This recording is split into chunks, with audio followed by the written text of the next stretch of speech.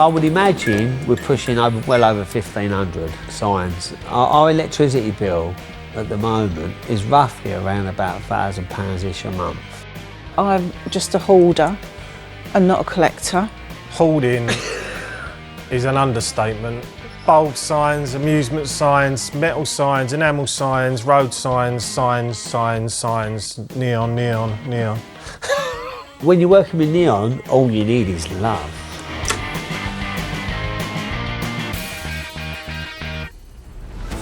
Hidden in London's East End lies God's Own Junkyard and Aladdin's Cave of Neon. Here they produce, display and sell some of the most famous neon in the world. It's run by one family, brothers Marcus and Matthew and their mother Linda. And you might recognise a few from your favourite movies. Batman, we worked on that, I was 13 years old. Bond 6 times, Tomb Raider 3 times, Judge Dredd, The Saint, the list goes on and on and on. Mission Impossible, you did, didn't you? Yeah, with Tom Cruise. Yeah, you know the bit when they winched down? I was actually above him during that. At 17 years old on set. Blade Runner, we've got the dragon over there. Expendables, we just did that not long ago. Superman 4 with Christopher Reeves. And our youngest son, Max, he actually played the baby. Super baby, wasn't he? He was Super Baby.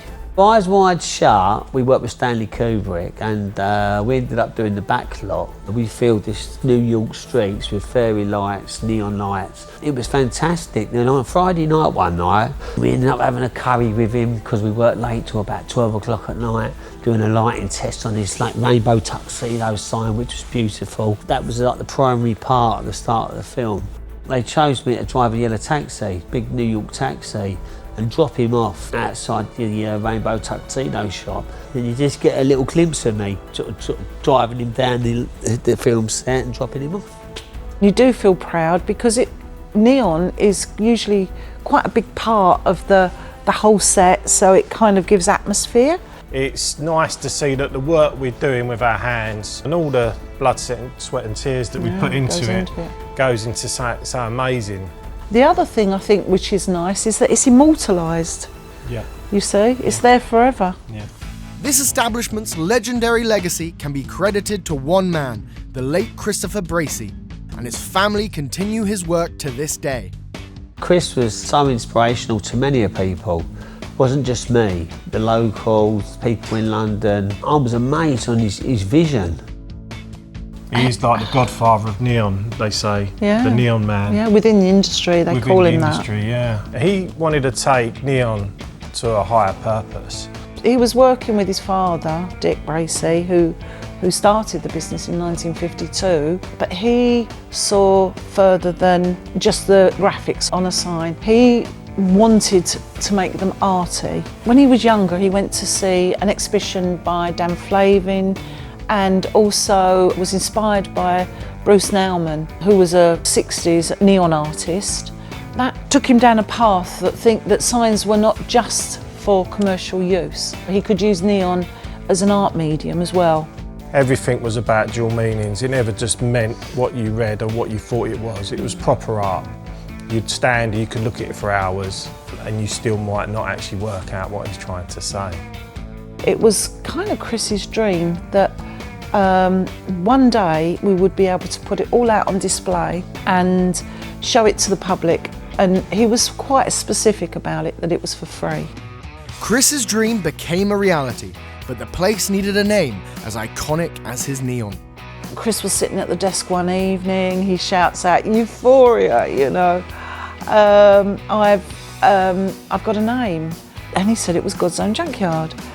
He was looking at an article by an American architect called Peter Blake, and he was actually saying that all the big sky signs, motel signs, gas station signs, mainly through Route 66, were making God's Own Country into God's Own Junkyard. And Chris just said, "Great, that's it, fantastic, that's us." Chris's work can still be seen around the streets of London, but over the years the demand for neon has fallen as shop fronts and street corners opt for newer tech like LED. I think that neon signs to some extent will become rare. There's only one neon powder company left in the world making the powders for the glass. So if they don't make the powder, you can't get these different colours. What everyone's saying is that neon signs are going to be worth more money than gold in about 10 years. We could be sitting on a gold mine. Making these one-off signs isn't a walk in the park. Each one takes hours of love and craft. It's a fragile product that you've got to be careful with. It's not something that you can throw around. Whoever you've got working with you on it has to be very careful with it, has to learn how to handle neon. The colours and the matching of colours and the way colours can mean something in what you're portraying, it's really something that you think about a lot, don't you, as things are being put together. I always say that neon is our favourite colour. You gradually work your way up from little drawings and sketches up into sort of full-scale drawings. Once you've drawn that up and you're happy with it, you take it into the glass shop. We bend these pure sodium straight canes of glass which are made from sand. So we basically bend over 1,000-degree burners, these bits of glass. We actually inlet the gases in, the argon or the neon gas, which we're breathing in now. It's a pure gas, and then we charge it with voltage. And then obviously we're there, you've got that section. When you charge that sign up, you go, wow, it's alive. Because sometimes it can fail, it can have a crack in it. You know, you can overheat the glass and it sort of dies on you and you've got to start again. But it's, yeah, you get a buzz, you do get a charge yourself. It's no surprise that God's Own Junkyard has a long list of famous fans from around the world. Jamie Oliver, Lady Gaga, Jude Law. There's a lot of A-list stars that come in and we create and design for them. Axl Rose, Erasure, Thin Lizzy. They've all had pieces made up and specially made for themselves as well as hiring the place for their promo or video shoots too. We also did the party for Elton John. We filled the garden, didn't we, with neon signs as they walked in. Yeah, it looked amazing. And then hid behind the bushes. Yeah, we had to hide behind the bushes, didn't we? Yeah. We weren't high profile enough. Yeah, no.